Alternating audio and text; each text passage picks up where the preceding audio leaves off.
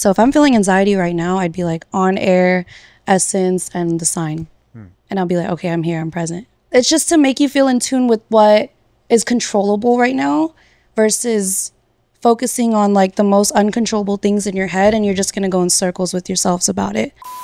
Welcome to Guys That Listen. I'm Peter, and today we got a special guest, Kaylene, on the podcast.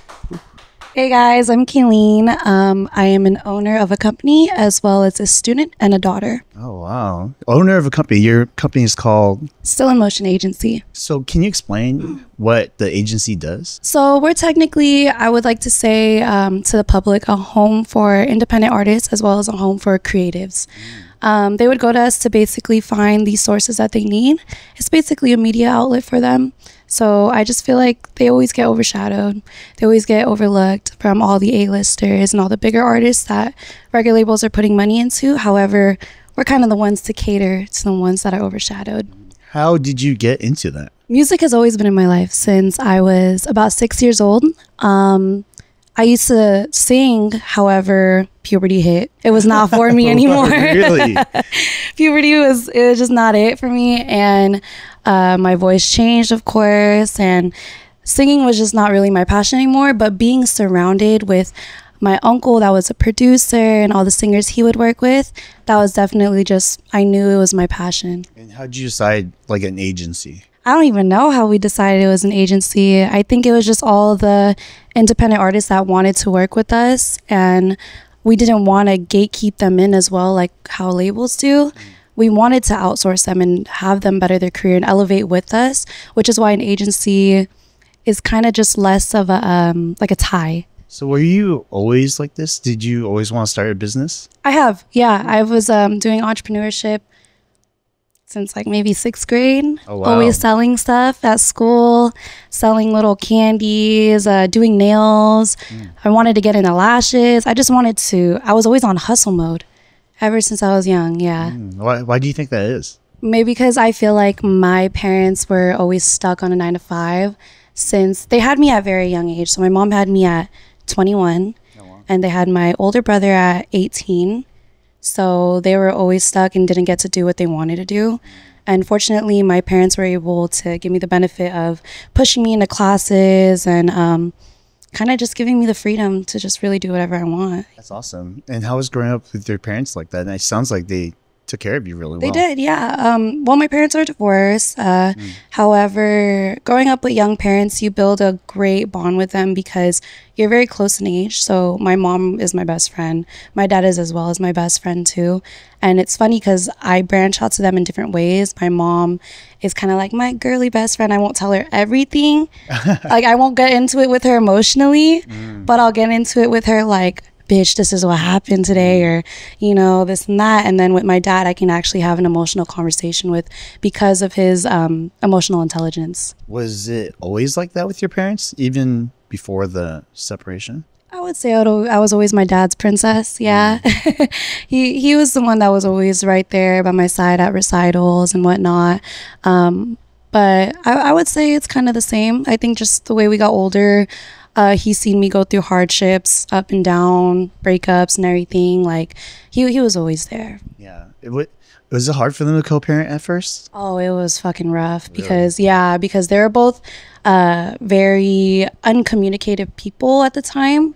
My mom is a very, I don't know how to explain it. She's very closed off for herself and knows what she wants. And my dad is a pusher and he knows what he wants as well, but in kind of different ways, if that makes sense. Yeah. It just wasn't compatible at all. Oh. But eventually they got better, or was it just like you got older and then? I got older. I got older and I was like, I'm not in the middle of it anymore. You guys be happy. So my mom's remarried and then my dad, he's single, but he was seeing people.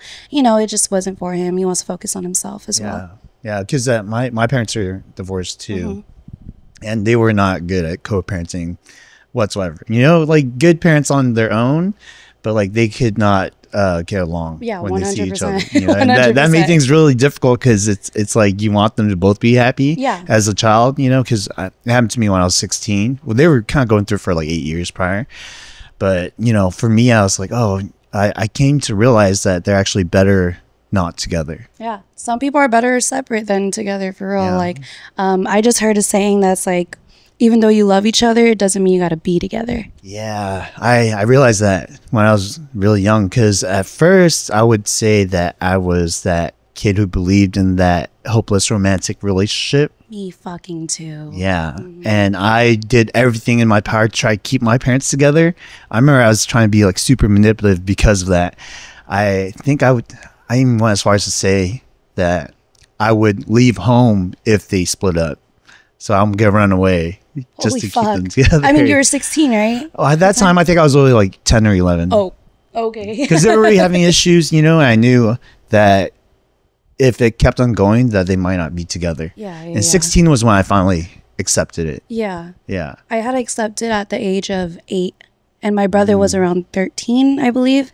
But I just wanted both of them to be happy, realistically. I think I am still in the hopeless romantic phase. Like, I really wish romance on everyone for some reason, and even for myself.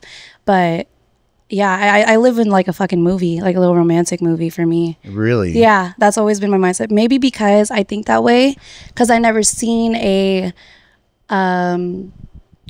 relationship when I was younger that actually fit into what I seen in movies or what love is supposed to be portrayed as. I've never seen it. Never. Ever. Never. So I think that's the reason why I am a hopeless romantic, like, for myself, and I want to be. It's like you want to keep it alive. Yeah, I want to keep that. I want to still say like romance is still alive, but even though I didn't really witness it as a young kid, like, shit, I hope to be next. Yeah, that's good. It's not like you're jaded, so. Yeah, exactly. So how would you say your approach is to romance? To romance, Yeah. To me, I would say every female is an emotional creature, as what my boyfriend says. Yes. But that is my approach. And I feel like if you find the right person to cater to your emotions, then that's all really that matters. I feel like as a youngin', I didn't see emotions catered to. It was very just, you're here. It's just distant love, you know? How did you learn how to communicate that, seeing that you didn't see it yourself? How did I learn to communicate that? I hate to say it, but when I was like a freshman, I already wanted to be in a relationship. As a young person, as a young kid, I always wanted to be dependent, if that makes sense. You wanted to be dependent. I wanted to be dependent on someone. And as I got older, it wasn't like that anymore. I liked the two independent partners and such. But yeah, I don't know. I guess that's kind of what it is. I just always relied on someone, realistically. Yeah. That's interesting that you became more independent as you got older and you realized that that's not what you were looking for. So what do you mean by it changed? Like, what was the dependent version of you like versus the independent version? The dependent version of me is very, it kind of low-key mimicked my mom and dad. I feel like my mom was very dependent on my dad, as she is with her husband now. And I kind of didn't like seeing that as I got older, and especially getting into a business itself. I feel like I want to do things on my own and, be able to have my own thing for myself. But I also love sharing that with the person as well. Yeah. There has to be a type of balance, of independence and dependency. Yeah. I can definitely see that. And I know some people who make their relationship their whole personality, which is when it becomes a little bit too much. Yeah. But again, I also think that there's all different kinds of love out there. So just because it's not for me personally, for some other people, that works. Yeah. And I think I've witnessed a phase like that before. Oh, really? Where I would kind of make a whole relationship my whole personality, for sure. Yeah. It was, I just feel like that's kind of like the only good thing you got going on. Maybe that's why, or the only person you trust at the moment. Just because I seen a lot of my homegirls too make a whole relationship their personality as well. And it's because it's the happiest they've ever been. Or it's the happiest they've ever been with a person, or they're just their best friend. They don't want to be with anyone else, just them. Wow. Okay. Yeah. That's crazy. I mean, right? I've also seen that, but that is crazy because I just can't fathom it myself. And I've been in decently long relationships where it seems like it would go that way, but it was never quite that. Right. I do remember a piece of advice that one of my friends gave me from college. This probably one of the coolest people that I've ever met. This dude was already hella rich. he already owned multiple businesses, but he went back to school just to learn more. He went back for his master's just because he wanted to learn. So he just wanted more. Yeah, he just wanted more, you know? And then I remember thinking, like, he has everything. He's still trying to get more, and that's awesome. And I look up to that. So when my long-term relationship ended, obviously I was in shambles for a while. Right, you know? Right. As anyone would be. Heartbreak hurts. For sure. And I remember thinking, I'm going to ask Randy if he's ever gone through this kind of heartbreak and how did he handle it. So when I asked him, he was like, yeah, I have. Yeah. And he said, definitely one of the coolest things again. Like, I'm like, wow, this guy's good with words. Fuck. And he said that a relationship should always be built on your foundation. And your foundation should be the core part of you, right? So if you're smart, you work on your business, you work on yourself and your personal development. The person is just a cherry on top. They make your day better. Yeah. But if you take away that cherry, you're still up here and you're not down here. Yeah. And I was like, oh, damn. That's something I've always been trying to work on. Because I think I fucked up in the past by making my relationship my base instead of myself as the foundation and building everything and all my interests. And I think it's because I found my passion later on in the age. And then I figured out what I wanted. I figured out what I wanted in a person and how I vibe with the person. I think I found that all later on as in right now. And yeah, it's true. I feel like that is how a lot of people should perceive a relationship. You really got to build it within yourself first, and then that person could live in your life and vice versa. You're in their person's life too. Yeah, I think also that while you're working on yourself and building yourself, you could build a life with them too. And your lives could intertwine in a way that it makes you guys closer. Not saying that you have to do everything together, but you know, it's like you were there for those moments. For sure. Yeah. Exactly. Yeah. And for now that you're in a relationship, how do you think it's different than your past ones? Oh, it's a feeling. It's really a feeling. Like I feel like I've met a guy version of me. Oh, really? And I've never have ever said that about anyone I've been in a relationship with. I always say I like a crackhead. You know, I like someone. A crackhead. Yeah, I like a crackhead. Like I like someone that's gonna bring the best out of me, and like act a fool if they need to, and live their best life, and not really like keep gatekeep. When you said that, that's not what I got from it at all. Whenever someone asks me like, "How is your boyfriend's personality?" I'm like, "Oh, he's a fucking crackhead." Yeah, he's just free-spirited. Yeah. I love a free-spirited person for sure. Awesome. You guys run the agency together. We do, yeah. He's my co-founder. Oh, and how's that? How's deciding that? Were you guys already in a relationship, or do you guys... We were in a relationship already. However, I just seen him one day work with me on a music video project for Nueve Leo, and we're trying to find his passions to be able to help out in the agency just as a helping hand. And next thing you know, I seen him directing, and I was like, holy shit, this is your fucking niche. Like, this is what I can see it. And all of the rest of our team was like, I think P's found it. I think he found his role in the agency. Oh, wow. And from then on, he took so many other responsibilities, taking care of the artists, treating them like their own family, and he just became the co-founder and head of creatives. Oh, that's awesome. Is there any difficulties you guys have working together? Oh, 100%. I feel like that's any relationship as well. Yeah. Because to build a relationship at our young age, as well as, you know, our relationship in the business, sometimes it does get intertwined where if I'm not feeling the best that day and we got to talk about business, I don't want to. However, he will bring that out of me and be like, but we got to get this done. Like, let's just talk, let's communicate. So it's been getting our communications a little better and everything. It's just it's two different factors you got to play. You got to know when business aligns, and you got to know when your emotional relationship aligns. So how do you guys find that out? Trial and error. Trial and error for sure. We've been together for about 2.5, maybe 3 years. So it's a whole different new era and relationship we have to touch on. Yeah. Is there any specific rules that you guys set in place? I mean, we're not really a PDA type of couple regardless in front of our team, even in public. Okay, yeah. So I mean, if he's cool with all the boys and the people on our team, there's really no rules. Like, we're pretty professional about it. Okay, yeah. Because I've never worked with a significant other. So I can imagine certain things like how you're mentioning he brings out of you where you have to have the conversation. Yeah. Even when you're not feeling like it. Yeah. Right? Yeah. And I feel like I would do the same thing. But I don't know if I could separate how I'm feeling from the business and the relationship. 100%. Yeah. Have you ever found any moments where it's affected you guys? Not really, no, not in a sense, because I feel like we both know what we want to strive for. We both always have that mature part where we just want to succeed in the business as well. And we also started off as best friends too. So I feel like we really? Yeah. We started off as best friends, then relationship, then business partners. So we're trying to perfect all 3 bonds. Wow, that's a tall order. And we're only like, what? He's only 25. I'm only 23. So you guys are young. Yeah, we're really trying to work on it. That's pretty cool. Thank you. So how did you guys know that you guys could start dating since you guys were best friends prior? Was he in the friend zone? Was he in the friend zone? Well, I mean, you called more him so best I friends. was like in the friend zone. Really? Yeah. It was well, we wanted to live our separate lives, you know, in the beginning, and I wanted him to be able to live his best life in San Diego because we're long distance. Oh shit. And I was in the Bay Area still.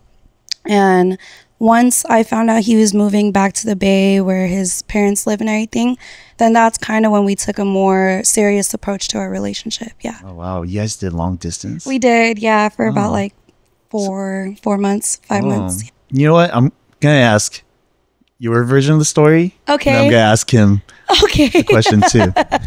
So how did you get out of the friend zone? How did I get that? Okay. I lived my own life. We took time apart. Except we were still friends. He can always call me. I can always call him. But yeah, I wanted him to enjoy his life basically. And once he, you know, kind of settled and such, we kind of had that serious conversation, and we just kind of bounced back. I mean, that's how I think I was out the friend zone, right? Okay. What's your version of the story? It's like a nectar episode. I'm sweating. First date, kind of nervous. Sweating over here. I believe I disregarded some of her features for a while because it's so long distance, so it's kind of hard to truly value somebody from afar. And time was coming where my lease was coming up, and in the beginning, I didn't kind of want to waste somebody's time. If it was hard for me to commit to, so I think that was the most important part. But time went on, I moved back home, and then we're always seeing each other, and we always had a good time together. And I think it was a special moment for us to collaborate and come together. I think that's it. I think that's it. Thank you for sharing. So I gotta ask you, because I think, so I've dated a friend before, but the intentions was always there. You know, I wasn't in the friend zone, but I was definitely scared of losing a friend. Yeah. And it took me a while to be like, oh, this might still be worth it just to try. Would you say you had a moment like that you had to overcome the idea that, okay, we're gonna make something out of this, but we're best friends. You know, it might be weird. What happens if we, break up? With him for sure. Yeah. It was when he was in San Diego, and we're like barely communicative at the point. But I also didn't want to lose him as a friend, even though I was stuck in that friend zone. I'd rather have him in my life as a friend than a failed relationship. You know, I just had to put my pride to the side because I wouldn't want to lose him in my life 100%. So how did you decide that?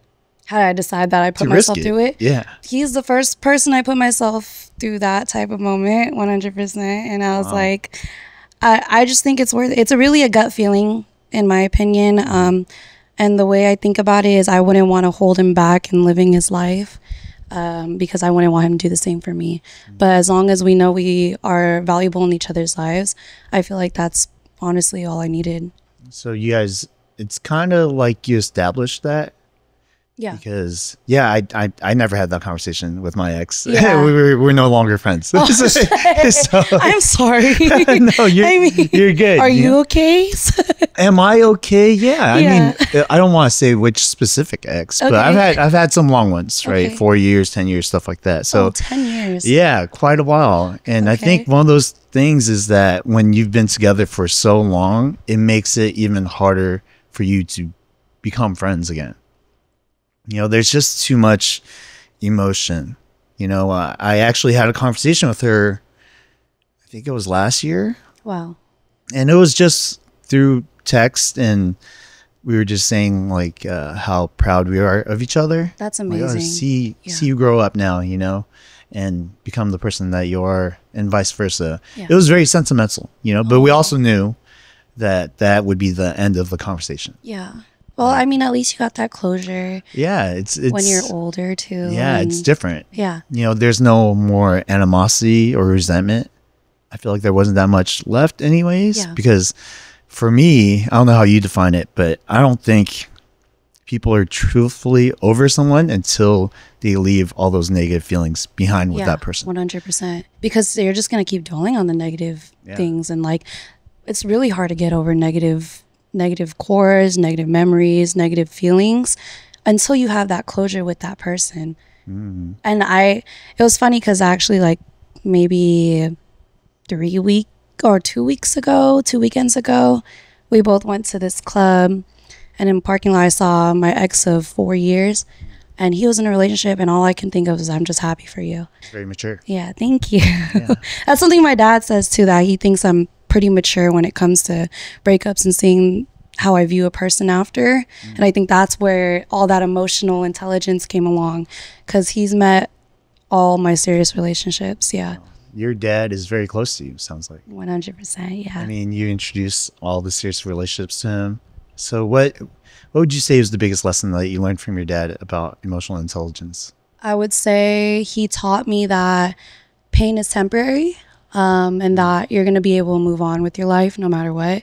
Because I am a dweller. I will overthink every single thing. I have really bad anxiety too. So I will just literally sit in my thoughts for hours sometimes, and having really bad racing thoughts about the worst possible scenarios ever. And I think he taught me to get the fuck out of that, because because he's been through it too. And he's been through a whole 10-year relationship after him and my mom divorced, and he's able to live his life financially free, being able to own his own house, and, you know, just be happy with just himself. Wow, that's amazing. I mean, because your mom is remarried, your dad was seeing people no longer. He seems like he has a very positive outlook. He does. Though things didn't quite pan out, or maybe it did. You know, maybe being single is things panning out, right? Because I don't believe that everyone needs to be in a relationship. 100%. I think it's fortunate when people experience love. You know, I would want that. Just very similar to you, I would want that for everyone. You know, and I understand that's not realistic, right? Because some people unfortunately don't get the chance. But at the same time, having him so optimistic, like, that's awesome to raise you that way too. It definitely was a challenge seeing him shift from one type of person in the first relationship to where he is now. He definitely changed throughout the years, 100%. Oh, wow. Yeah. He is he was emotionally, like, he was very emotional, but he wasn't matured emotional. He was very immature about his emotions, and was, you know, would lash out and not know how to really communicate them. And then my mom would just not communicate it at all. So from her seeing what she actually looks like when she's happy with her, you know, her new husband, and having my new little baby brother, and then seeing my dad just get in touch with his emotions and his religion, I feel like it just worked out for both of them. That's awesome. You know, you mentioned that you don't dwell on things anymore. What was it that your dad said that helped you get out of that? Me and him had very emotional conversations every time I go to visit him.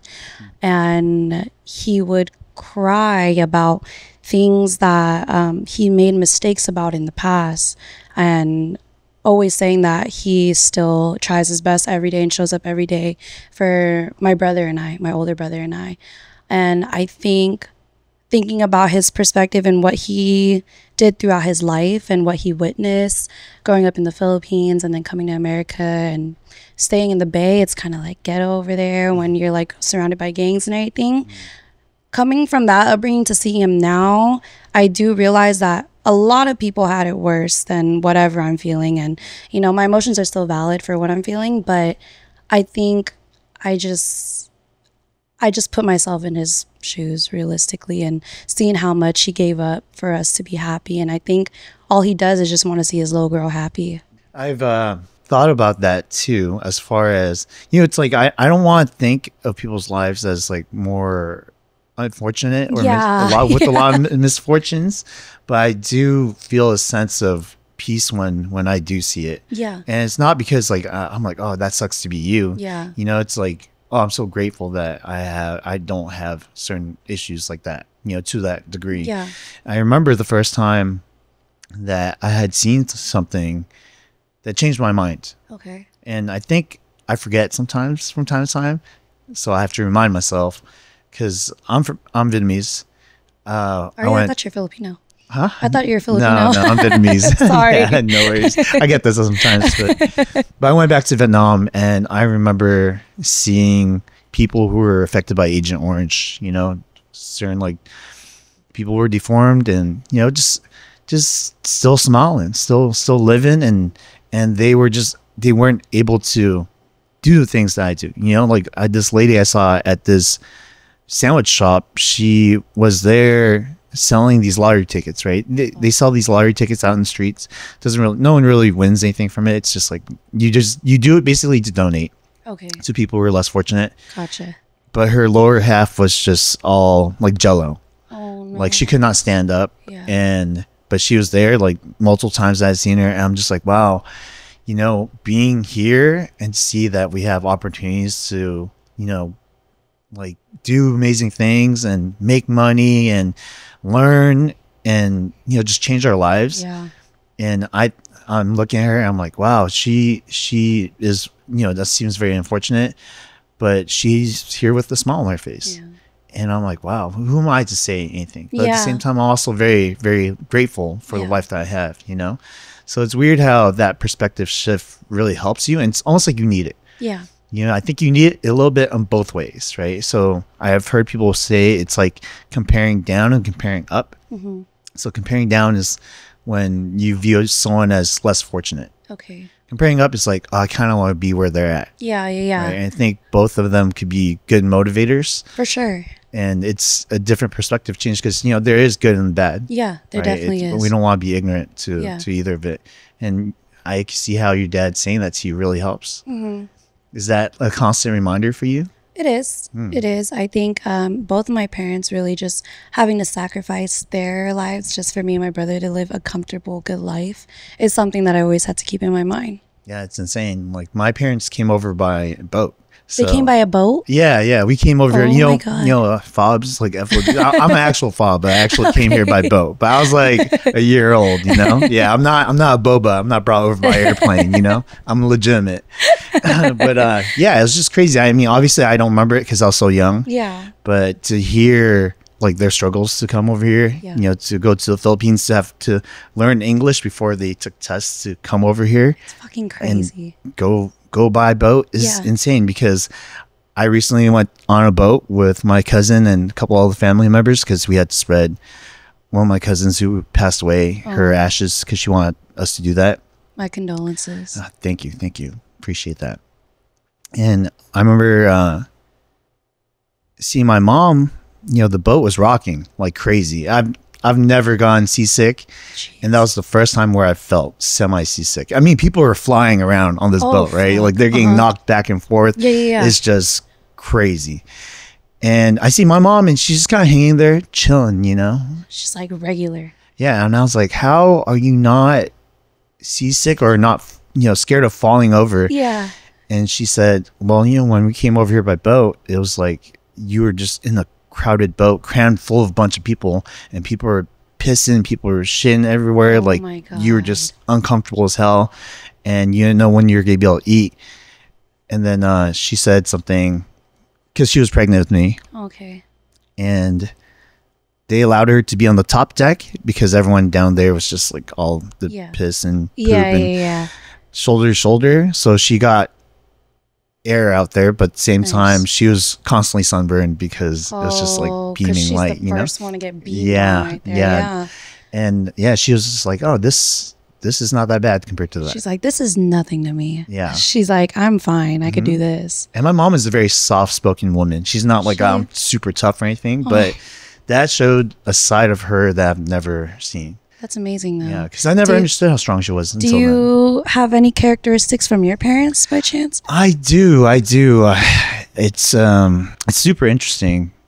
When I was younger, I've always known that I was very similar to my dad. Okay. Because he was very hot-headed, and so was I.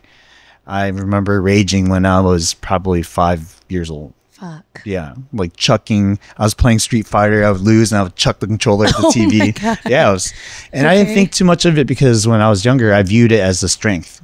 Like, oh, you're so masculine. That's how my dad was. Right? My dad was always like, you know how old I was when I first started working? I was 5 years old carrying bricks for miles, and that was probably true, and to me, I was like, okay, I kind of want to be like him. It's very masculine.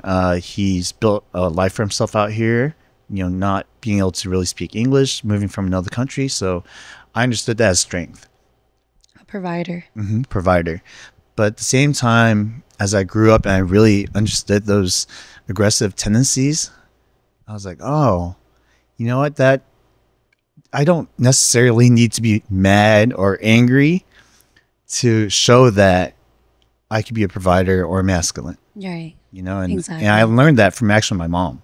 Okay. Because my mom is very soft. She's very kind. She's very sweet. And, growing up, I felt that side of me too, but I almost felt like I steered closer to my dad. Okay. Due to the fact that he was like my hero and the provider for the house. Of course. And now I would say I'm probably more like my mom.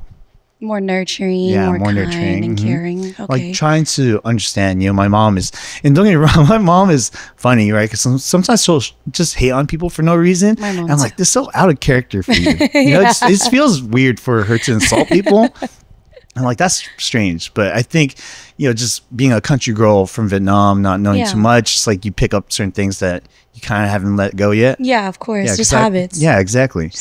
But overall, a very sweet person. And to me, I try to be more like that now because, doing this podcast and meeting so many people, I think people don't connect enough anymore. I don't think they do either, especially with technology, just behind the screens all the time. I do feel like, you could barely connect nowadays. Yeah, and that's scary to me because I never understood this too, because I wasn't very good at it until I decided to do something like this. Yeah. I connect with a lot of people, but maybe more on the surface level. And I've tried to have deeper conversations. It's just, how do you do it? Yeah. I wasn't taught how to have that form of communication, maybe with my significant other, but not really with my friends. Maybe my closest friends will know. Yeah, of course. But I've always wanted to have those conversations and connect more with people and really understand what makes them tick. Because as of lately, this is something I've thought, is that I want to become more understanding. But I didn't know how to do that. Yeah. Like, what actions do you have to take to become more understanding? Right. Like, you can't tell someone just be more understanding, right? How'd you figure that out? Well, I think through this. I think through, I would talk to people and I would hear their story and kind of see how they are, and it would make sense. It would click. Like, oh, that's why you're the way you are. You're kind of a product of your environment and your upbringing, and that's not your choice. We don't have a choice where we're born. Yeah, 100%. I mean, we don't have a choice what family we're born into, and just understanding that made me feel more empathetic. That's amazing, because that's 100% true. I agree with that. Yeah, thank you. And to me, it's crazy because, there's a lot of things that I used to, I wouldn't say get mad at people. I would just be like, why is this person acting up? Why are they being like this or like that? Like, why are they being so aggressive? Or why are they yelling?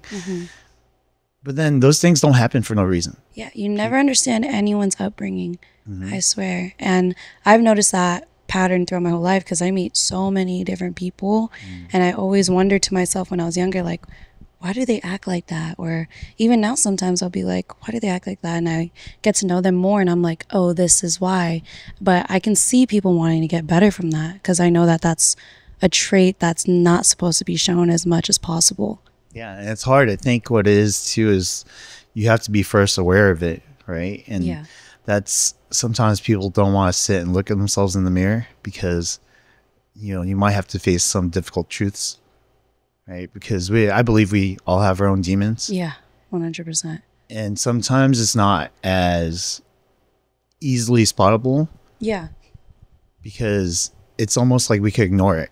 You know, like it's not that big of a deal. Yeah, because no one's really going to point you out on, you know, these emotions that you don't want to acknowledge. Yeah. No one's going to do that unless, like, that's your 100% best friend or a close relative. Those are the only people that are going to tell you what's up. Yeah.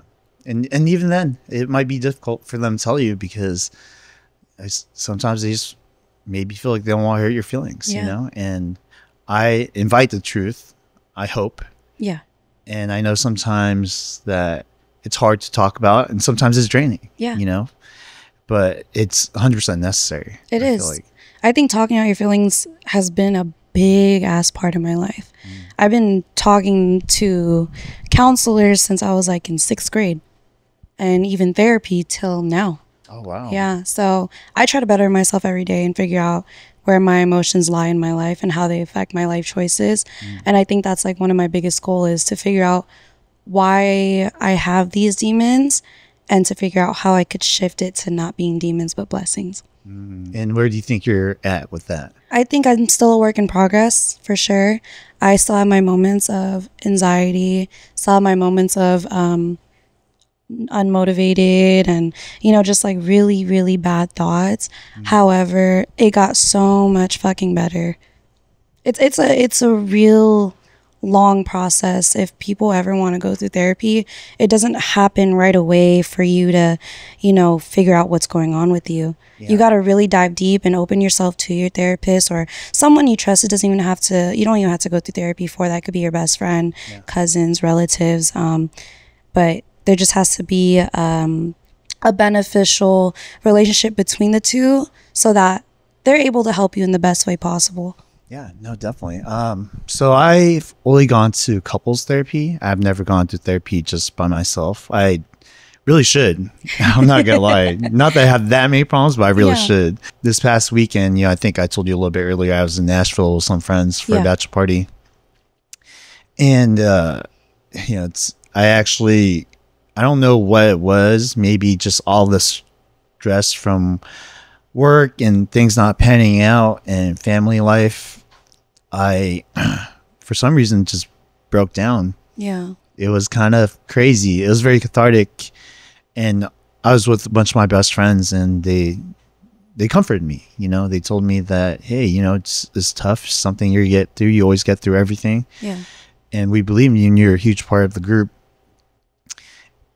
And I wouldn't say the first time, but one of the few times in my life openly told them like, hey, I'm really struggling. Yeah. You know, and that in itself made me feel so much more better because it's almost like you don't want to say that you're struggling. And I think as men, it's really hard for us to own up to that. It is. Yeah. Because I feel like a lot of men, the same way you viewed your dad, you want to be that strong, masculine supporter that doesn't show emotions, but more so strong for yourself. I feel like a lot of guys are still not emotionally in touch with themselves and are unable to even break down in front of friends or, you know, even tell them how they're truly feeling or what's going on in the hardships of their life. So I feel like I applaud you for, you know, showing your emotions to your boys or your friends. Yeah, the alcohol helped too. The alcohol helped. Yeah, you know what? That's me every time I'm drunk. Oh, you know really? What? Yeah. I'm an emotional girl. I will cry. Yeah. Okay, that's good. At least you get it out. Yeah. You know? I will get it out, but it has to be only around the people I trust. Yeah. Because I feel like I'm going to start saying some like, you know, things that not everyone's supposed to hear, like just emotionally. Yeah. I feel like I can only trust my boyfriend or like my 2 best friends with that. So what was... You know, now that you said that, what was the first moment that you cried in front of him, and what? And cried in front of anybody? Him specifically, or him? Yeah. Probably stress. Stress off of our agency. But I always tell myself, I've said it a couple times already publicly, like there's good stress and there's bad stress, and definitely what the stress I'm feeling about our agency is good stress to me because I'd rather do this any day than you know, a 9 to 5 or something I don't enjoy. I've been the type to back out of my majors after almost graduating. Oh, wow. Because I've put myself in the field of what I was going to do and then back the hell out after, as I knew I was not going to be happy for the rest of my life. So yeah, it definitely maybe like an event or something I stress over really bad because, like I said, I'm an overthinker. I think about all the negatives, and safety is one of my biggest things. So when we're throwing an event, I think about everyone's safety, liability, and everything. That's great. That, as a lot of event, like they should do that. Yeah, right. A lot of hosts, they should do that. Yeah, I think a lot of people care about the party too much, so you forget. Yeah, safety counts for your audience. 100. I think I'm that one person that is really like, okay, are we gonna have, what's the capacity here? Like, what's the alcohol intake here? Like, Wow. Is there contracts? You know, where is all of that at? It's very well thought out. That's why, like, that's a benefit of being an overthinker, though. That's realistically, because there's a lot of people that are just so surface level with shit that they don't think super deep into like, what are the bad outcomes that could happen, or you know, what if something does happen? We need to have a backup plan for that. Oh, that's awesome. You made it like a superpower. Yeah, I did. That's pretty cool. Yeah, I told my therapist about that too. I'm like, I'm a really bad overthinker, and she's like, it's okay, you're human. Like you a lot of people are. So that right there, she makes me feel like I'm not the only person suffering with these type of demons. Yeah. Which is amazing. Yeah, I don't think you are. So that's good. Yeah, I'll reassure you of that. Thank you.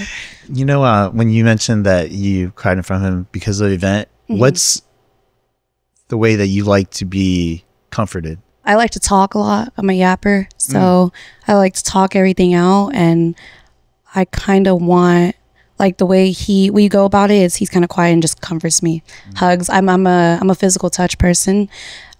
So just a hug, I can already feel like he's giving me a lot of love. That's awesome. I've been in situations where I don't know what to do when my significant other cries. So that's why I asked, because I think the way I approached it before was, you know, I always claim that I'm this logical person. Okay. And therefore I try to rationalize everything. Yeah. Right. I'll tell them what's rational. But then I've come to realize that sometimes they just want you to listen. Yeah. You know, I don't need to give them a solution. Yeah. The solution is already there. Like, just hear me out. I think how girls work is that they do just want someone to cry on for a little bit. And then in my opinion, and all my homegirls, like, what I've witnessed is that they don't want to hear an answer right then and there.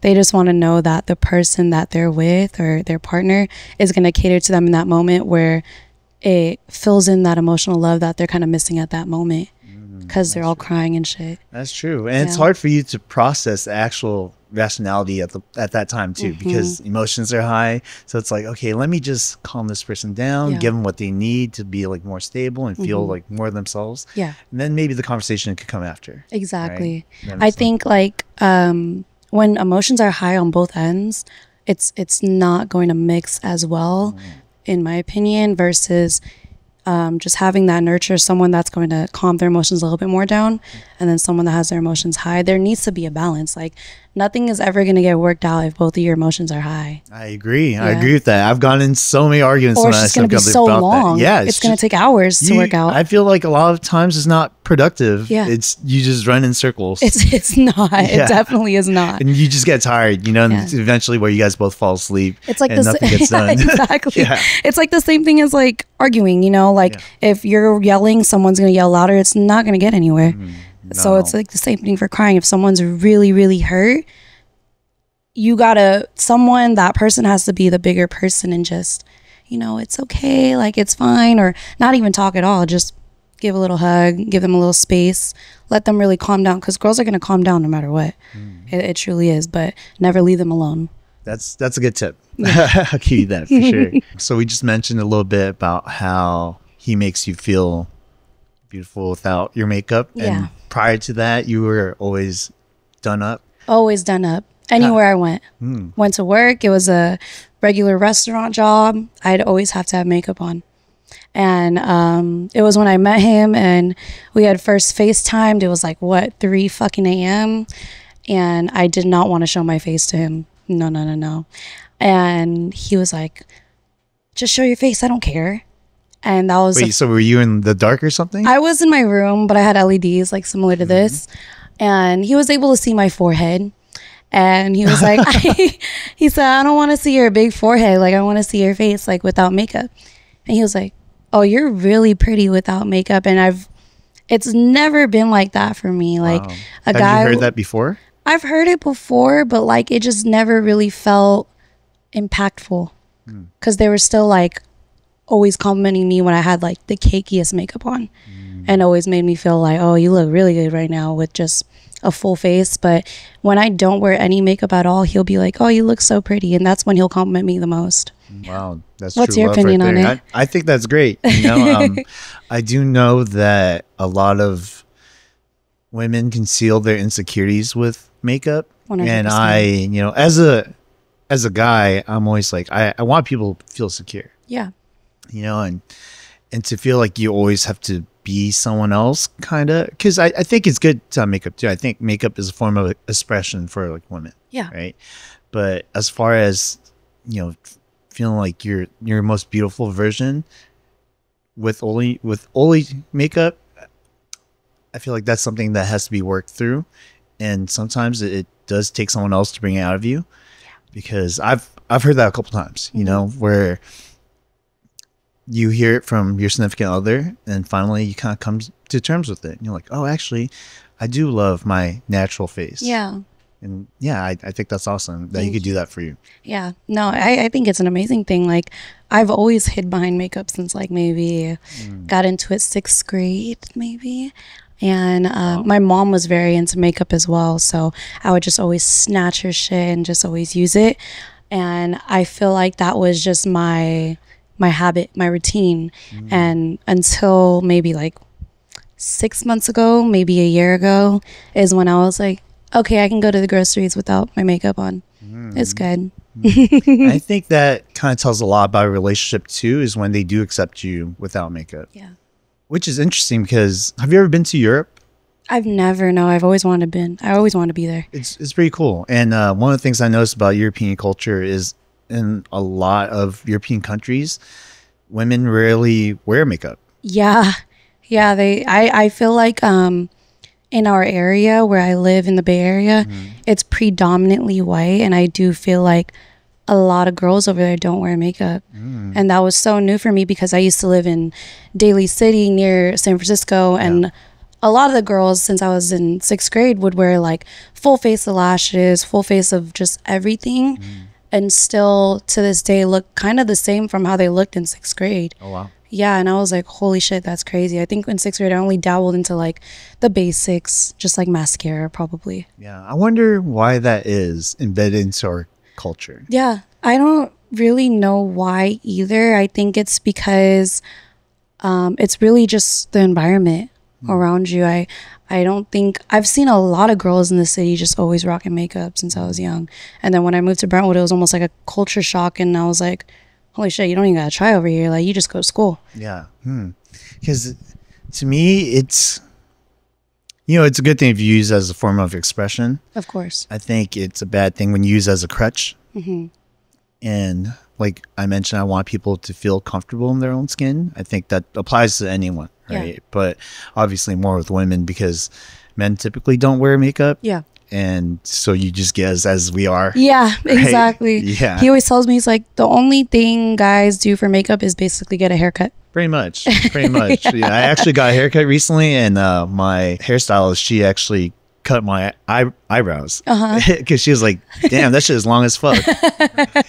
And that was like pretty much the only maintenance I've ever done. Yeah, really? Like, it was your first time doing your eyebrows? She didn't do my eyebrows. She just trimmed it. Yeah, because that shit was like sticking out like 45 degrees to the right side. Yeah. Did it make a difference, you think? Personally, I never noticed it, because I don't really look that in depth about my own face. Yeah. But I have heard of it, you know, from my friends. Yeah, that my exes. There was like, you got bushy ass eyebrows, you know. And to me, I never knew if it was an insult or if it was a compliment. It's like, you just look like you got caterpillars on your face. Oh my God. I think, to be honest, I think it's a compliment, because that's what girls want.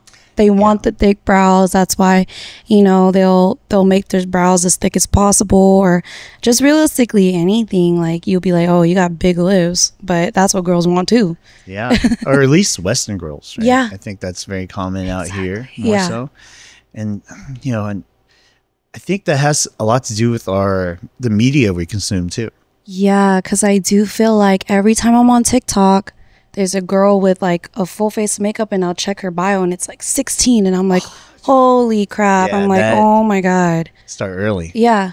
And I do think it's because of media, all the IG baddies, which is nothing wrong. I love the IG baddies. But it's just what they want to look like, what guys like. And I think what I learned from him is that makeup is only supposed to emphasize your features versus make you look like a whole completely different person. Yeah. And that's another thing. Yeah. That's because I've seen videos where this person looks like a completely different person. Yeah. Like the really good makeup artists where I'm just like, holy shit, this doesn't even look like the same person anymore. Exactly. And I don't think there's nothing really wrong with it, but like just in my personal preference, I don't want to look like a whole different person when I just take off half of my face. I agree with that. Yeah. I think it's only nothing wrong with it if you also own up to the person that you are without makeup. Exactly. Because that's also you. Yeah. And I think you shouldn't hide that. Which is, I feel like that's a lot of, I can't speak for all guys, but it's a lot of guys' fears to be like, oh crap, you look like a completely different person. Crazy different. Yeah. They always make that joke. Yeah. First date, take her to the pool. I fucking heard that too. And I was like, oh my God. Do you think that your beauty standards have changed now that you're with him? Because it sounds like you've gone more comfortable. Yeah.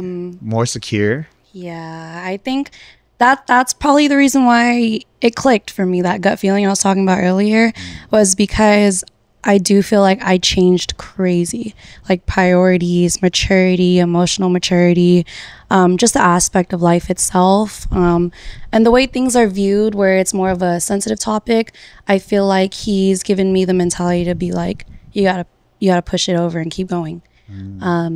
As well as just, like the perspective of makeup, perspective of females themselves, or perspective of guys themselves. Like I would say he's pretty wise with what he taught me, as well as even just shaping my lifestyle a little bit better too. That's awesome. For me personally, that's one of the best compliments ever, is to be able to teach your significant other things and learn from each other. I think, it should go both ways, and growing together in that aspect. 100%. For me, every time I got out of a relationship is because I knew I could no longer bring value to this person anymore. Wow. Okay. Yeah. I mean value in any sense. Like, I probably don't make you happy anymore. I probably make you more upset than happy. I can't teach you anything. Yeah. We can't learn anything from each other. There's no room to grow.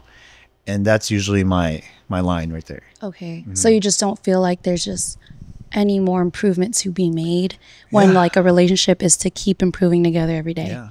Gotcha. And I think even if maybe not improvement, but just value, if, we make each other feel better about certain things or comfort each other, like that's value. I think there's a reason why they're in your life, and you could do that for them, something that other people can't do. I think that's what makes you valuable in a relationship. Right. Yeah. And to me, I've mentioned I've been in long relationships, and it's because I never knew how to look at myself and say, like, I'm doing this person a disservice by being with them. Yeah. And that's a hard thing to swallow. That's a hard pill to swallow. And to me, it's not even about them, because as much as I might want to still be with them, like, it's like, okay, I gotta be realistic, right? Yeah. I don't want to waste people's time. So I try to be upfront about everything. And I feel like that's just realistically the best way to go, because you don't want to, well, in anyone's life, you don't really want to be a burden that's just going to stick around and not really make improvements for yourself or that person, or not improvements value. I actually can connect with that, where that is my drawing line of like, I don't really even see us being as compatible anymore, or, it's just kind of someone that's just living in my life now versus someone I'm living my life with. So I kind of want to ask you, earlier you mentioned that you don't think just because people love each other that they should be together. Yeah. Can I ask you what you think are qualities or traits that are needed to stay in a relationship aside from just love? Yeah. I always say loyalty over love any day. If you're loyal to me as a friend, as a partner, I think that's truly the best thing that matters, as well as compassion. It needs to be there, and empathy and nurture, because you don't want to push your partner away when you don't have any of those traits to make them feel good about themselves or even good about their daily lives or the relationship itself. Yeah, I think that's pretty much qualities. And trust, of course. Yeah, you definitely cannot lack trust. I think for me, that would probably be number one. I think if you're loyal, but I can't trust you, how loyal are you really? Yeah, exactly. And I do believe loyalty over love, because it's crazy, because you could still hurt someone that you love. Yeah. You know, I've seen it. I'm sure you've seen it. And that doesn't mean anything, because I think love, and not to be the cynical person here, but I think love is sometimes a foolish emotion. You know, it makes you do crazy things, you know?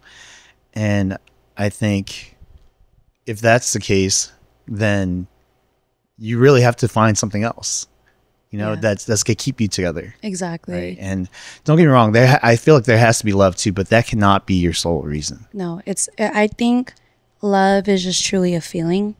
And then the foundation is realistically loyalty and trust.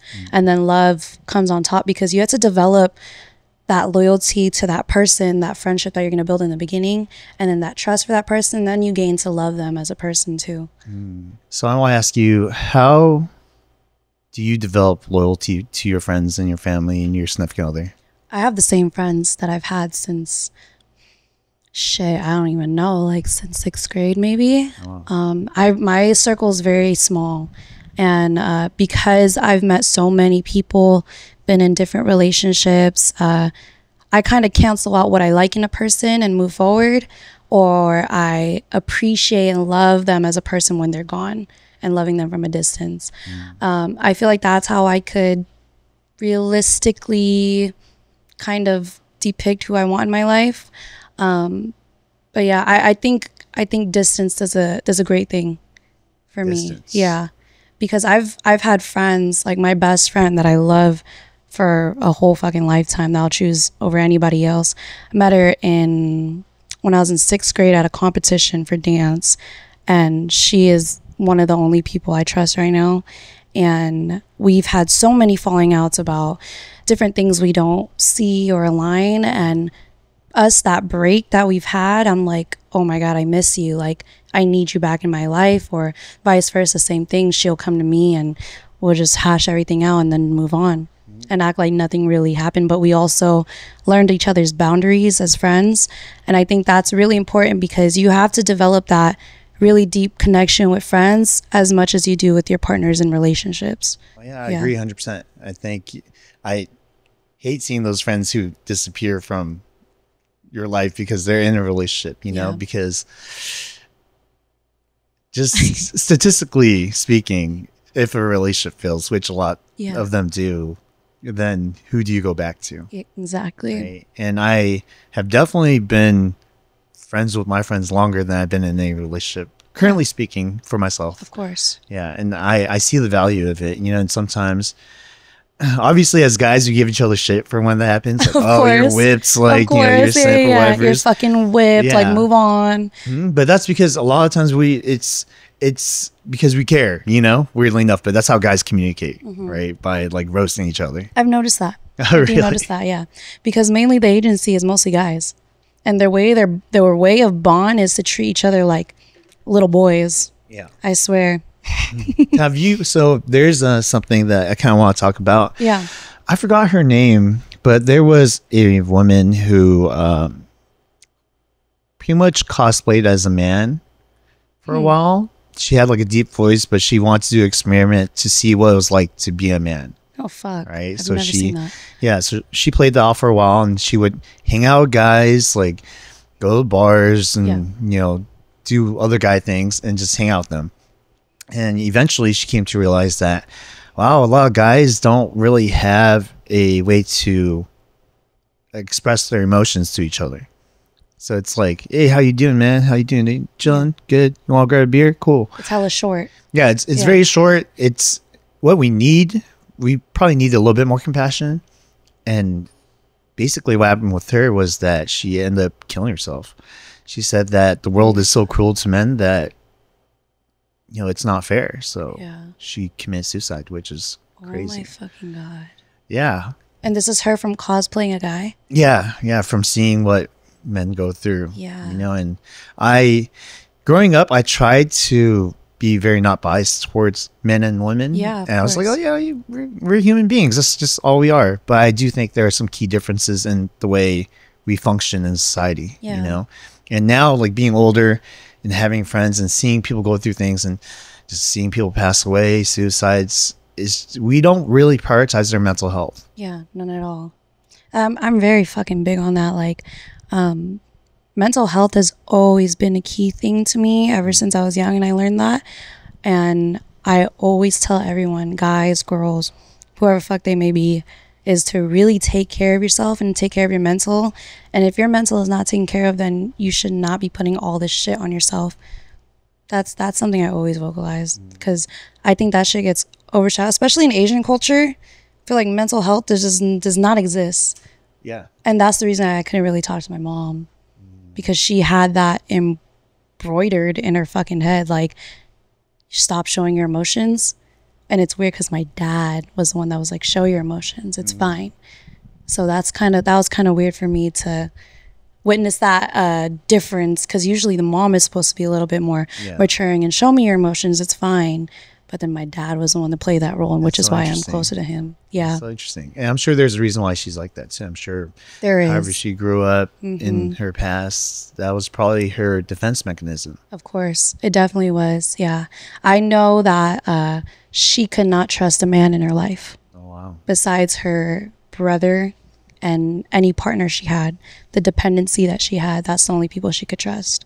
Yeah. That's tough. And yeah, because I have a lot of female friends, and I tried to come from a place of respect and like, hey, you can trust me, and I'm here for you just like I'm here for my guy friends. You know, obviously I'll treat you a little differently because guys just talk to each other differently. Yeah, I'm not here to roast you. You know what I mean? They probably wouldn't take it so kindly, but now that I realize how important it is to kind of tell your friends these things. Yeah.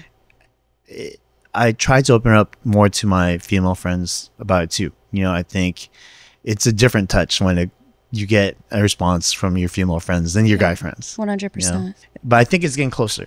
I think it's getting closer. Guys are opening up a little bit more, and they're allowing their guy friends to kind of, come into their life and understand where they're coming from, because we're not meant to struggle with this shit by ourselves. No, not at all. And I think that's probably one of the great things about our generation right now, is that guys are getting more emotionally available. They will express themselves in a not so like manly ass way anymore. Like, it's okay to listen to fucking aesthetic R&B all the time, or fucking lofi, or it doesn't always have to be hardcore rap, hip hop all the time, or to put on the fucking most baggiest fit on anymore. Guys can truly wear whatever the fuck they want, act however they want now, and I think that's an amazing thing. That's something I value. We are going through a different transition in how males approach or act when it comes to those things. I think it's a great thing. I love it. Yeah. That's kind of part of why I do this. Yeah. And for the guys who've listened and have never even considered that, I want you to be like, hey, if you could do it on this podcast, maybe I could have these conversations too with my friends. Exactly. And I'm not even there. I'm being honest, I'm not there, right? I'm far from it, but I'm working at it. Yeah. And I hope there's been progress, because, like I mentioned before, I've struggled and I didn't know how to express it. I'm 37. So, are you? Yeah. Holy shit, I thought you're like 25 or like 26. Yeah, I'm 37. Asians don't raisin. No, we don't. No, Asians do not raisin. And, to me, it's like to learn this at my age, I'm just like, oh, we got a lot of catching up to do. Yeah. And I'm sure there are a lot of males who are more in touch with their emotion and how they feel. 100%. I'm just learning this right now. Well, I mean, it's a work in progress. It is always, I think. It is. It's a work in progress. that's how you set an example too. I think that's really important. I talk, my cousin, he's talked to me about his like dark times, and I want to be able to console him and, make sure that he's good. And I think I would have never been able to do that if I didn't try to do it for myself first. Exactly. Because you can't really empathize with someone if you're not empathizing with yourself. Yeah. And that's hard, because how you talked about how you had anxiety most of your life. I actually never had anxiety until probably 4 years ago. Really? Yeah, it was like the first time ever that I felt everything was so daunting. Yeah. It was family issues with my significant other, the world just stopping. It really, the pandemic definitely exacerbated everything. And I just didn't know what to do. Yeah. And I think I was like, wow, if I don't figure this out, I'm not going to make it out of this. Not to sound all dark, and I felt like a lot of people struggled during that time. They do. I think I was going to ask you, like, have you ever felt that feeling without it knowingly being anxiety? Maybe like in teen years or childhood, or even what? I don't think so. I don't think I've ever like acknowledged it. No, yeah. I think the only thing I've ever acknowledged was rage and heartbreak. Okay. And I mean, as far as like the feelings that I felt like I needed to work on, and the anxiety came, and I actually had no idea what it was. I thought that I was gonna pass out. Fuck. Yeah, I was like, what the hell is this? Why does my heart feel like it's closing in on itself? My vision was getting blurry. My hands were shaky. Yeah. I couldn't breathe. And I had no idea where it's coming from, because at the time I remember the first time I was just driving my car. Okay. And I was like, what is going on? Actually, I was vaping in my car. I was like, maybe this is a bad vape, Yeah. That's what I thought. But maybe it's fake. Yeah, maybe it's fake, and then it wouldn't go away. It wouldn't go away for like hours. Yeah. And I remember I was meeting up with a friend to eat, and I actually took off in the middle of it. And I ran circles around the plaza. Oh my fucking God. Yeah, because I had no idea what it was. Holy shit. And it actually kind of lessened it a little bit. Okay. Yeah. Well, that's a good thing, because when you do have anxiety, what my therapist taught me is you got to pull focus from what you're focusing on at the moment and just distract yourself with something else that's presently physically in front of you. So that's why it probably lessened it for you. So she's always given me tips, like if you're having like an anxiety attack or you're feeling it coming up, you have to focus on your surroundings and appreciate what's going on. Wow, that's a good tip. Yeah. Did she give you any other tips? That's pretty solid tip. Yeah, so she tells me when I'm feeling it, say out loud 3 things. So if I'm feeling anxiety right now, I'd be like on air, essence, and the sign. And I'll be like, okay, I'm here, I'm present. It's just to make you feel in tune with what is controllable right now versus focusing on like the most uncontrollable things in your head, and you're just going to go in circles with yourselves about it. That's a good tip. I'm going to keep that in mind, Keep because it it's in been mind. happening a lot more as of lately. I'm sorry to hear that. Yeah, it's okay now, because I know what it is. Yeah. I think that was my biggest fear at first, was I was like, am I going to die? What the hell is this? Acknowledging it. Yeah. But now I'm like, oh, it's anxiety. Okay. Something I could work on. Yeah. Versus like me having a heart attack, like it might be a game over. Exactly. I mean, that's something I've always told myself when I was first diagnosed with anxiety. I never made it like my trait. You feel me? Like I knew I can get out of it eventually with the proper help. Same thing like I was so mad. I was so mad about it for some reason. I was diagnosed with depression, and I was like, no, I'm not depressed. Fuck that. And I tried to talk to my therapist about it, and I was like, I'm not depressed. I'm happy about life.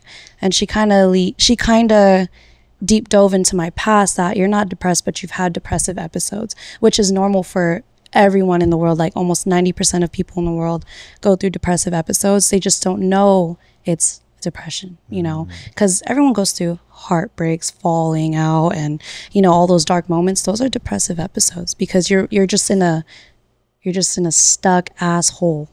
And that's what it feels like when you're like heartbroken, in my opinion. Wow. So your therapist mentioned that to you. Yeah. So what advice did she have for that? She told me that everything that you're feeling as a human is workable, basically, in like summary. And that I shouldn't take it as a negative thing to be quote unquote depressed, but is to be able to work from it and not have to have that title anymore, because it's just maybe like an ego thing. I just don't want that titled with me. Like, I feel like anxiety is already enough, you know. I'm like, okay, I'm still trying to work on that. But yeah, I think I talked to her about it recently, because this was about a couple months ago. She says I don't, you know, I'm not having any of those traits or characteristics at the moment, but it's okay to recognize that you're having episodes of it, and to not really like dwell on it too much, because that's what I do. I dwell. And that's tough because, you know, like mentioning what you mentioned earlier, you dwell, but moving past it is not as easy as just saying it. It's not. Yeah. It's because, you know, I think a lot of anxiety comes from like uncertainty. Yeah. Right. Like you think of the worst possible outcomes that has not even happened yet. Exactly. You know, and, you know, they say like if you're depressed, it's most likely you're in your head about the past too much. If you're anxious, it's most likely you're worried about what's to happen. Yeah, I'm both. Just kidding, but no, I truly checking off all the boxes. Yeah. I feel like I'm in a mental exercise like every day, you know, but that's okay, because I feel like it's lessened so much as I got older and know how to work through specific things that's going on in my mind. Yeah. And I'm happy I got the help at a young ass age versus doing it later on, where I just truly wouldn't think that therapy is really even an option anymore. I was talking to one of my friends today and just telling him how I feel, because there was just a lot going on. Yeah.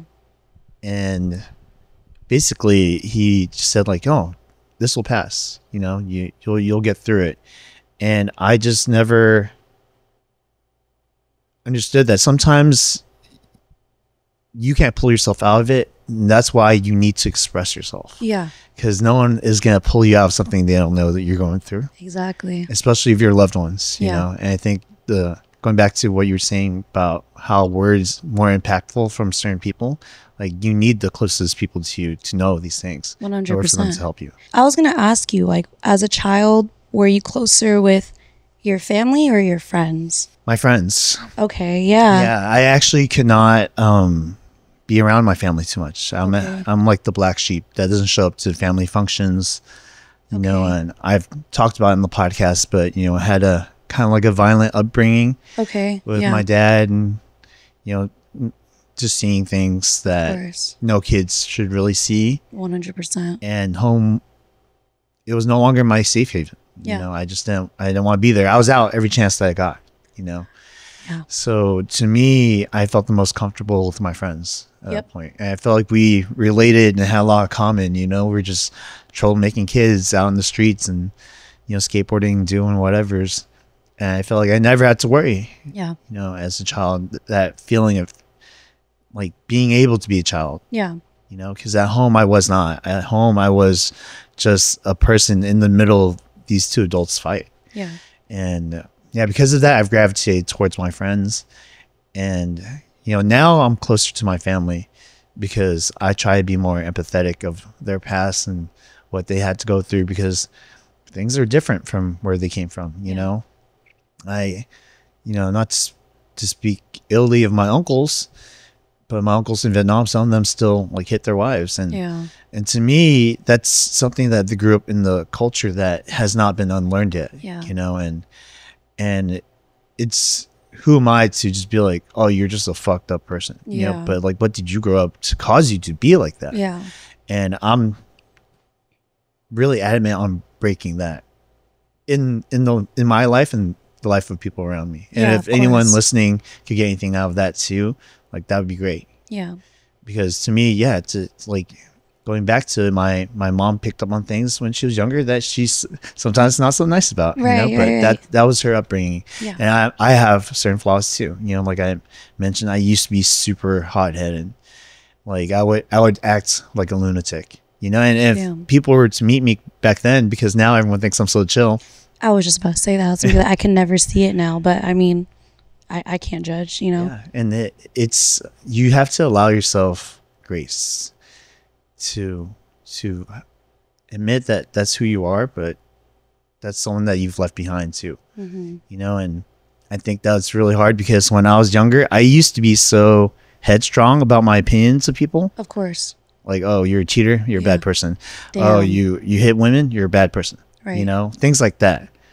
And I'm not saying like everyone should empathize with, you know, those things, because those aren't good things to happen, but maybe there's a reason why it is, you know. And my dad, being a very physical person growing up, if I didn't give him grace and allow him to be like, hey, I made a mistake, he wouldn't be the person he is today. Yeah. He's not nearly like, he's still hot-headed sometimes, right? Just Vietnamese people, they're gonna be like that. Of course. Any dads, any Asian dads, like you just always gonna be hot-headed. Yeah, exactly. But he is no longer physical at all. Nice. Okay. That's amazing. And to me, it's like you could turn a new leaf. You know what I mean? I truthfully believe that. Yeah. And if you understand why a person is the way they are, maybe you can help guide them a little bit better too. You know, but if you just kind of outcast them, then most likely they're gonna have a hard time recovering. Yeah. You know? Maybe that's kind of the reason why I'm such a like hopeless romantic and always have hope for people. It's because I actually learned that at a young age. Really?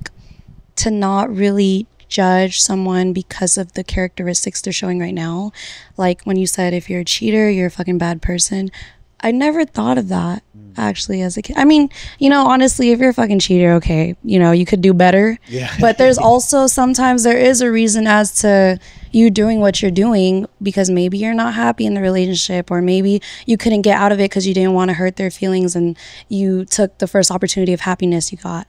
So that's kind of like my thinking of it. I mean, maybe that's kind of controversial, but like I think there's always a backstory to everyone's actions. Yeah, I agree with that. I don't think it's as black and white as people think. Yeah. And I think until you're surrounded by it, or you're friends with people like that, or you're in that position yourself, exactly, it's almost hard to understand, which why it's probably easier for you to just disregard these people, because you know, instead of spending time trying to understand it, it's like, oh, I just don't even want to be affiliated with you. Yeah. Right. Yeah. But I think if people were just more compassionate about understanding and learning these things, that it would happen less, you know. And you know, I've had friends who have only cheated on their significant other because they were cheated on. I could see that. Yeah. And I've heard that. It's like a vicious cycle, right? Yeah. And it's like, oh, why did you cheat? They go to the next person and they cheat. And like, why is that? Oh, it's because they were cheating on in the past, right? Exactly. And you don't understand how that creates like a vicious cycle, because you could be cynical towards relationships and think that, well, for one, maybe you have trust issues now, and you're like, oh, well, I you know, I've heard about people who say they're gonna cheat before the other person cheats on them. Yeah. So you do it as like a defense mechanism. It is. I do feel like it is a defense mechanism, as well as kind of like an ego thing. Like, let me cheat first before they cheat on me and I don't get hurt at the end of it. I can definitely see that happening for a lot of people as well. Yeah. And actually, now that you mentioned that, I think one of the most important things, I've been thinking this more and more as of lately, I think one of the most important things to human beings and people in general is the idea of hope and faith. You know, if you go into that with the pretense of like, I'm going to cheat on this person before they cheat on me, you're a lost hope, you're a lost faith. You know, because in the very end, like, trust is built on those things. Exactly. Because you really don't know, and you just hope for the best. Exactly. Right. And I think life pans out a lot better if people thought like that, because life is so uncertain. Anything could happen. Right? Yeah, it's such an unpredictable fucking world. Like, you really truly don't even know. Yeah, so that's why you have to choose, or you don't have to, but I think it's better for people to choose, like, to be hopeful about things. Yeah. Because then they allow themselves like this idea of a life that could be better. You know, I think if people were just down on everyone, then, you know, I think the world would be a less compassionate place for sure. I think if you are going to isolate someone for cheating in their past, and like, say, for example, a girl is starting to talk to a guy and she's heard they cheated before, I don't think she should isolate it out because she didn't know their situation before. Yeah. I think when you have already a bad perspective on people, it just doesn't fucking work. Yeah. You know what I mean? You're already losing. Yeah. You already lost trust in them. You already have a bad look on them. You don't get to grant them a chance that they weren't even given. Yeah. You know, and I've met already girls that kind of say things about guys already that kind of make me look at them bad, but I'm like, wait, let me get to know them first and see what they're about as well. And what was that thing that you thought about them that they said? Like, thought about guys in general? Yeah, like, I've heard, you know, the cheating rumors. I've heard that it's a flirt, a bad person, you know, like, been around, but it's like, that's their past. I'm not going to hold them against that. Like, let me build a life with him. and I'm always going to give it the benefit of the doubt. I always give a second chance. Like if you give hella chances, it's understandable. It's repetitive at that point. Yeah. But I'm such a second chance person. I agree with that too. I think second chances are usually deserved. I think, especially if it didn't happen directly to you, you don't know what they've gone through to maybe get to the point where they're healed now. Yeah.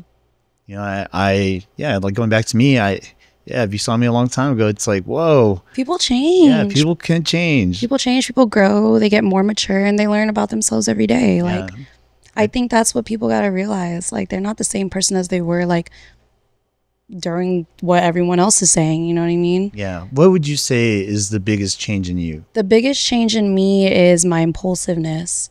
I would, if I got hurt, I wanted that. So I've been cheated on in all my relationships except for the one I'm in. Yes. I just feel like if I got cheated on, I'm cheating too. And it's bad. That's been probably my worst toxic trait when I was young. And that was last time I was probably like 16, 17 as well. And I hate to admit it, but it was actually with the one I've seen last weekend for 3 years. And it was just almost this cycle of like hurting each other and not getting out of just trying to find happiness at that point. And that was kind of my big change. I was like, I don't want to hurt someone's life because they're hurting mine. Yeah. And I think he kind of taught me maturely, like that's not the way to live life. And the way to live life is to just really, if you're not happy with someone, be happy with yourself. And that's something I'm working on every day is my self-love. That's awesome. Thank you. Awesome. Thank you for sharing that. Thank you. Because that's tough, that's really hard. I think that kind of honesty needs to be praised because a lot of us, especially now, try and paint saint-like pictures of ourselves. Yeah. And we're not, we're flawed human beings. What I don't like is, like it might be controversial as well, but like on media, I don't like the fact that like you got to be a city girl, a bad bitch all the time after you get heartbroken, or you got to be outside. I don't like that because that kind of puts a wall up against your emotions. Like, in my opinion, now that I changed, now that, I've gotten more mature with myself, I don't think it's a good thing to be outside immediately after you got out of a relationship. Because when you're outside immediately, you're going to make impulsive decisions that it's going to hurt you in a couple more days. I think the way people should go about a heartbreak or any bonds that kind of fell off is really just sit in your emotions and decide how you want to move about your life during that time. Yeah. And I think that's great advice. I agree with that 100% because for me, and I'm still going through this, where I feel like I have not sat with myself enough, just in silence. Yeah. And just let my thoughts roam around and just explore what I'm feeling, And it's so easy to sedate yourself nowadays with whether it's just scrolling through social media or alcohol or, just being out and being busy, right? Yeah. But not dealing with your true issues. Yeah. And I think the only way to really understand yourself better is to listen to what's going on inside, right? Like, I've had times where my girls were like, oh, let's go out. Like, let's go outside. I'm like, no, I'm good. I'll sit at home. I'll be a homebody. And that's okay. Everyone's always like, damn, you're so boring for your age. You're only 23 and you don't go out and everything. Because I don't really truly need to. I'm okay with being at home with my family or talking to my friends on FaceTime or just watching a movie with myself. I think that's way more better in a night in versus going out and just making some dumbass decisions. Yeah. Like, have you noticed that? Like, there's a lot of guys that'll just pop out after a breakup and just be at the bars and clubs. And I noticed that a lot of girls are doing it now too. I've always noticed that, but I've been pretty good with my friend groups as to avoid the stigma. Okay. So good. What I mean by that is like, we'll go out, but really, if you ever see me and my guys go out, we're really just there to get drunk, to be honest. Yeah. And we're not even like looking at females or anything like that. It's like, no, we're in our own world. We're just gonna get fucked up, bullshit around, just have fun because maybe we don't know how to express ourselves and talk about real shit, but at least this is a good Band-Aid. Exactly. Right? I think that's what it is. Like, it's a good Band-Aid until you have to come to terms with it. right? Because I think one way or another, it's going to come out. I agree with that as well. I think, okay, I don't think going out is a really terrible thing, you know? I think if it's a way to just have fun and not really do anything impulsive, like I said, I'm an impulsive person, and so are my girls, and sometimes the people I surround myself with.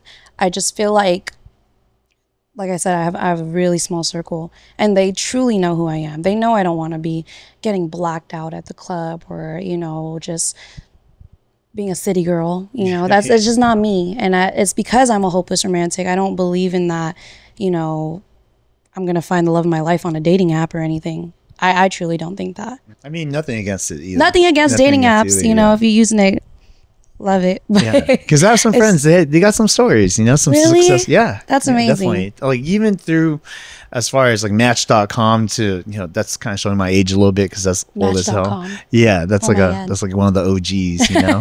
And then like, yeah, even Tinder or Coffee Meets Bagel, they've had success stories. And I think times have just changed, you know, although I do think that I prefer the old way of doing things. I do too. You know, I think, but also times have changed so much that, you know, it's funny. I just recently listened to this clip from Bryson Tiller, and he talked about how a long time ago he approached a girl because he thought she was cute, and you know, they say, "Oh, the worst you could do is say no." Yeah.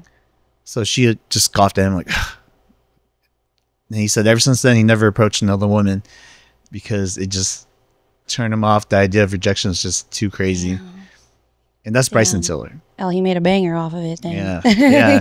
But that's nuts, right? Because we're at this point where if you do it, the repercussions could be really high, right? Yeah, it could impact your life in the future and how you perceive a lot of things. Especially if you're socially awkward, right? Yeah. If you're socially awkward, you don't read the room, you're missing some cues, it's more likely to happen to you. And if you get rejected or, you know, put down too much, you might never do it again. Yeah. Right. But that is the old way of doing things. Yeah. And I don't know if it's because people just deem it as weird or creepy to randomly approach a person, because that was the only way you could do it before. Yeah. Now it's like they rather do it through maybe DMs, Instagram, an app. Yeah. And that seems more safe because you could have a discussion before, like someone just randomly comes up to you and hits on you, I guess. Yeah. But yeah, times have changed. And while I do agree with the old way, I do see why people stray away from it, right? I can see that actually. Yeah. I think if you use the apps for the different ways though versus looking for romance, then I just feel like you shouldn't. I don't know how to explain it. I've seen a lot of my homegirls get hurt by apps because they're actually looking for something serious.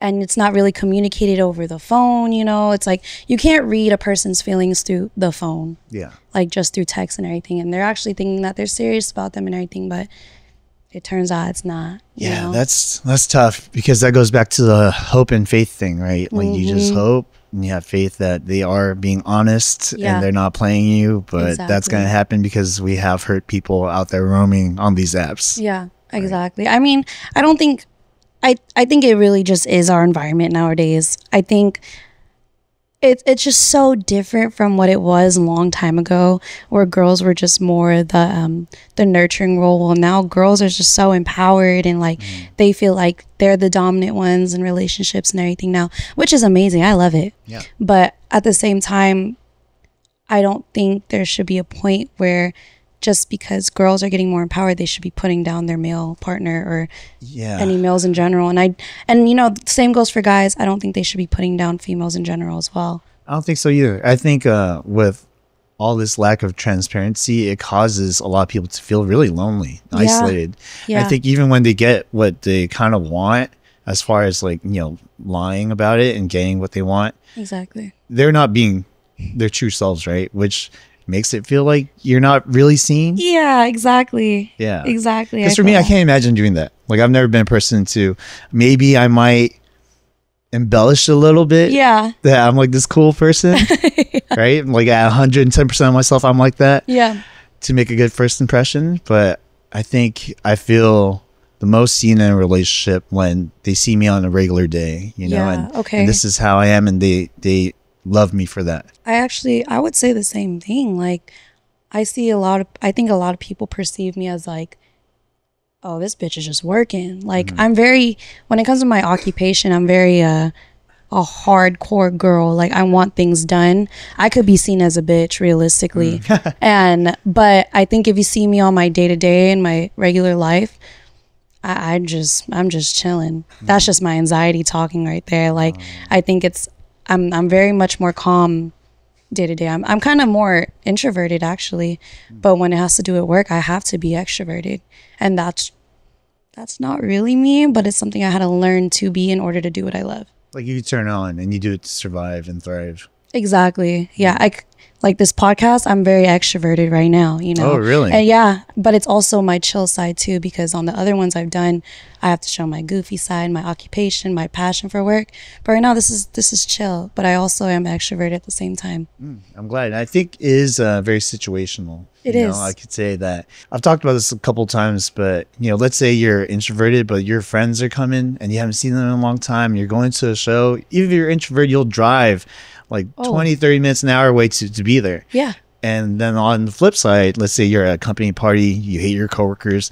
It's like 10 minutes down the street, but you're like, I really don't even want to make it. I don't even want to socialize. Yeah, exactly. Yeah, I feel like that's very normal though. Is that not? Like, yeah, where you just don't want to talk to specific people because you don't have the energy for those type of conversations, but you have the energy to talk to your friends that are in town that you haven't seen in a while. Yeah, some people could be an energy suck. That's why. They could be a what? Energy suck. What is an energy suck? So it's the people that you talk to that you feel like it lowers your vibration and your energy is lower. Oh, shit. Those people are called energy sucks or leeches, if you want to call them that. Okay. Yeah. I've never heard of that, but that kind of makes sense. Like, I've felt that a lot with a lot of people. Like, honestly, recently, ever since I tapped out of that impulsive mindset, it's like, I don't want to pop out with y'all. I feel good at home. Like, you guys drain a lot of energy out of me.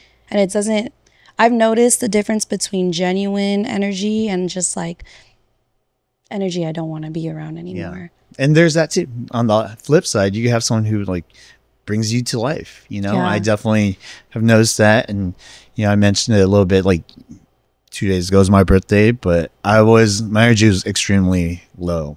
Okay. Right. I was anxious for after the weekend and all the work they had to catch up on. Yeah. Some bad news that I'm expecting.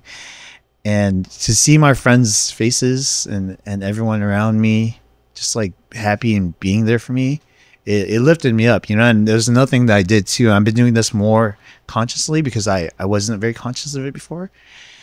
And that is reminding myself of how fortunate I am. Like telling yourself that you're grateful. Yeah. And I had dinner last night. I was with all my friends.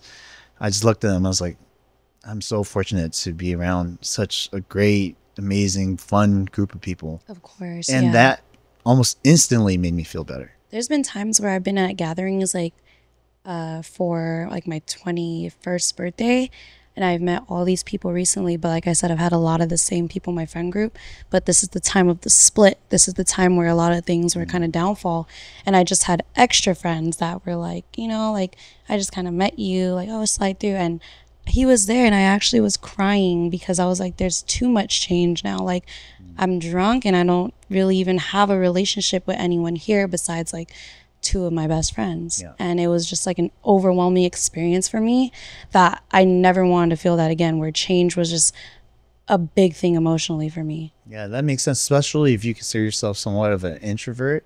You do want to preserve more of your energy, especially if you run out. How can you be there for him? Yeah. Those things matter because, I have friends who are very introverted to where they can't even see their significant other. Where they can't see their significant other? Yeah. Why like they'll be so drained from just social interactions, either from work or school or whatever, is that by the time they get home, they don't even have the energy to really be there for their significant other. Yeah.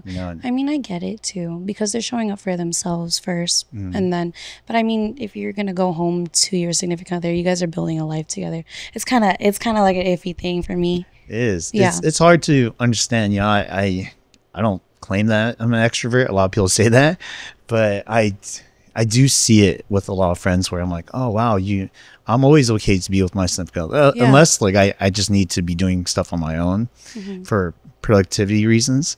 But I never understood that like seeing friends where they're like, oh yeah, I need to not see you for like 2 or 3 days. Damn. I'm like, whoa. What do you consider yourself as, an introvert or extrovert? I think an ambivert. What? An ambivert. Is that a little bit of both? Both, like in the middle. Okay, maybe that's what I am too, because I can actually, like, I don't know the difference, but I mean, I know the difference, but I didn't know there was a middle.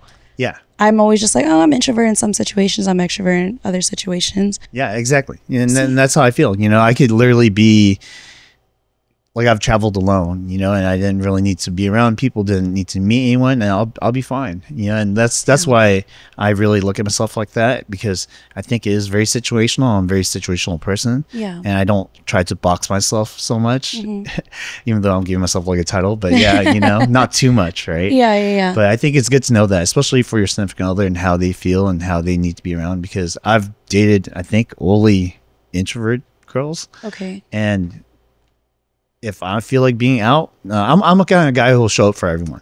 Okay. So if it's your birthday, I'm there. You know, I'll never miss out on your birthday unless I'm out of the country or I got work or something. Just some situation. Yeah. But if I could be there, I'll be there. Yeah. Right. And having a lot of friends, like, my significant others that are introverted didn't like that. That was just, you know, it's just too much time spent with other people. Can't we be alone to ourselves? And I never understood that.